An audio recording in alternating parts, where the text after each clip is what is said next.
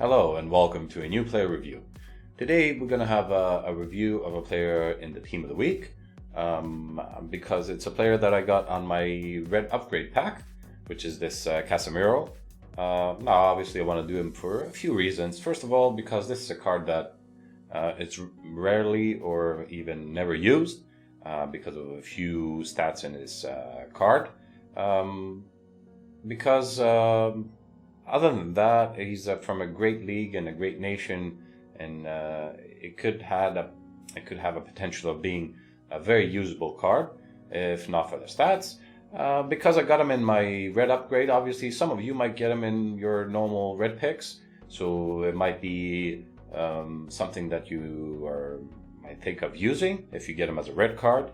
And also he might be a card that gives you those links that you need to complete a team.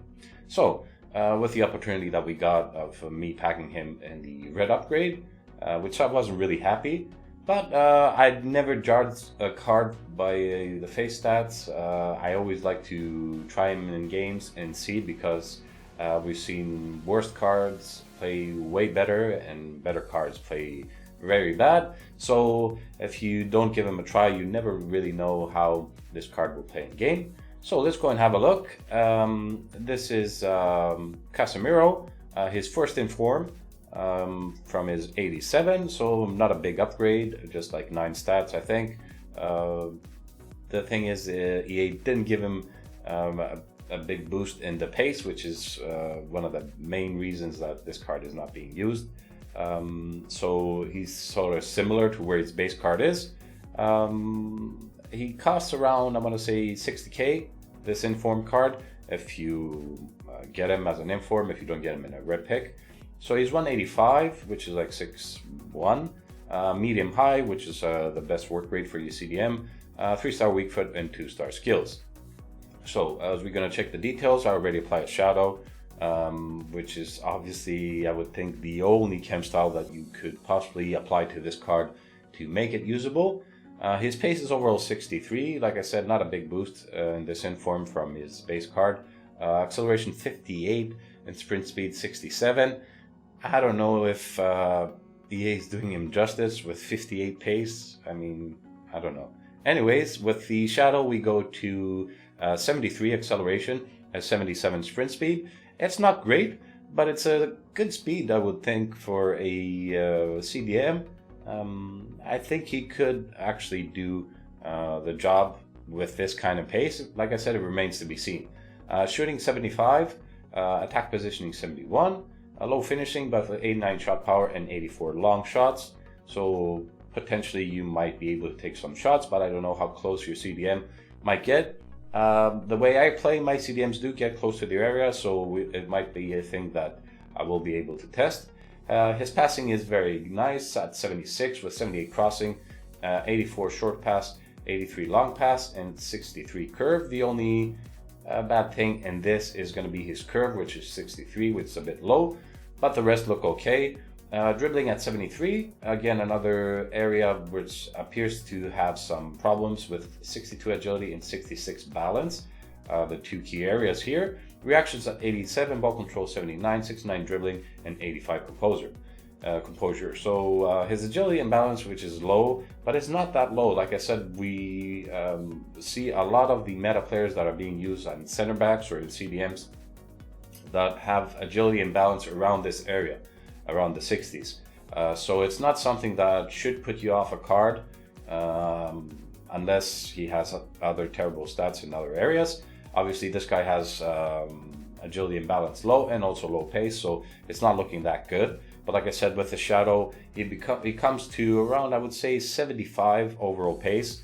And if this card came out with 75 overall pace on his face stats, it was probably going to be a card that a lot of people were going to be using. So that agility and balance, like I said, it doesn't really scare me if I don't see it how it plays in game. His defending is very high at 87 overall, 88 interceptions to 98, 85 defensive awareness 95, 89 standing tackle to 94, and 88 slide tackle to 99. So this guy is like almost maxed out in his defending. That's why I want to try this card, because he looks like very good defender. Physical also very high at 90 with jumping 87, stamina 88, 91 strength, and 90 aggression. So these two areas are the key areas that make this card a card that I want to try out, and I'm hoping that this card with the shadow will be a usable card. Obviously, we only want to try him in a CDM spot. Some cases you might want to try him in a center back spot. I don't know. But I am going to try him in the CDM. So we'll go into a couple of games and try him in the CDM role. We go into the 4-2-3-1 and try him as a CDM. Alright, so here we go with our first team, which is going to be a Prem team. All gold players, but pretty much everyone is a meta player, so it's going to be a good team to play. We're going to go into this game, like I said, in the 4-2-3-1, and we're going to play Casemiro in form in the main CDM spot. Is very good defensive awareness. He got in front of the ball there right away before the pass was completed. Yes, missed it there. Hit him. Our there. Get a Casemiro. Nice. Good control. It's out. Ball. Let's go. Shoot. Nice goal there by Morales. Good ball. Look at this. Dribble there, shoot, nice goal. Think you're gonna quit now? No, he didn't have anything. He had 6-on-6 passes, 6-on-6 dribbles, and no tackles. But I don't through maybe 2 or 3 interceptions with a 7.4 match rating. So not bad, but I don't really want to count this game. So let's go quickly into another game. Okay, so here we go with our next game. This is a great team with Cruyff, I believe the baby Cruyff there. Player of the Month Mensi, Ben Yedder Red. A very, very nice team, nice hybrid. I really like it. So let's try this again at the 4-2-3-1 formation with Inform Casemiro in the CDM spot. Get it, shoot, and score. Very nice, 1-0. Oh my god. What a goal. Alright, so the first half is over. Didn't even realize that. Not much from Casemiro because nothing really happening near him. Every time there's an attacker that's getting the ball near him, he always passes it quickly before I get him. So I haven't been doing anything defensively with Casemiro. 9-on-10 passes, 11-on-11 dribbles. No tackles, nothing really there. Let's go into the second half and see what we can do. There it is. Go Casemiro. What? That was a terrible pass. Kill the counter attack. So Cruyff is his best defender, as you can see. Excellent CDM by Cruyff.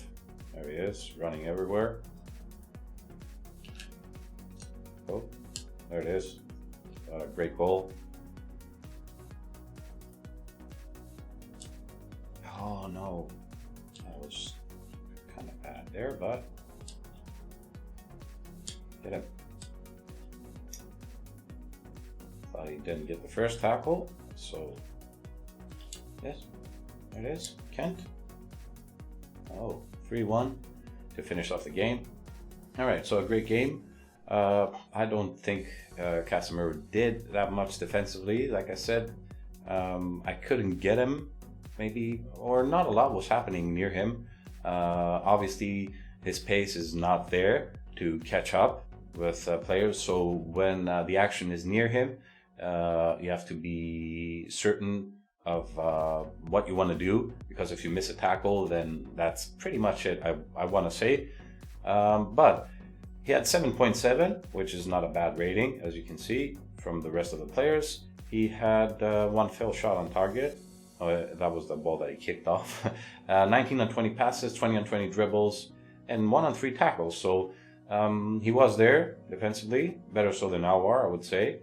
Yeah, so a great game. I didn't actually get to see him that much. So because we only actually played 1 game, let's go into 1 more game and try this Casemiro one more time. All right, so here's our next team, a very fast team. This guy likes his fast players with Musa, Adama, Inaki, Barnes up there. Good defense, good team all around. So we're gonna try the same formation again, 4-2-3-1, with informed Casemiro at CDM.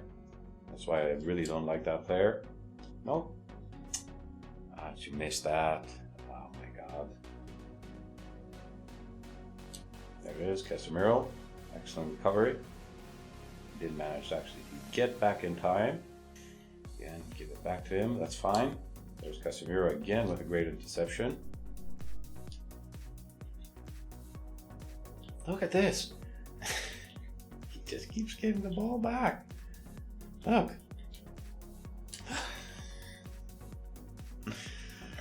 Oh my god, this game.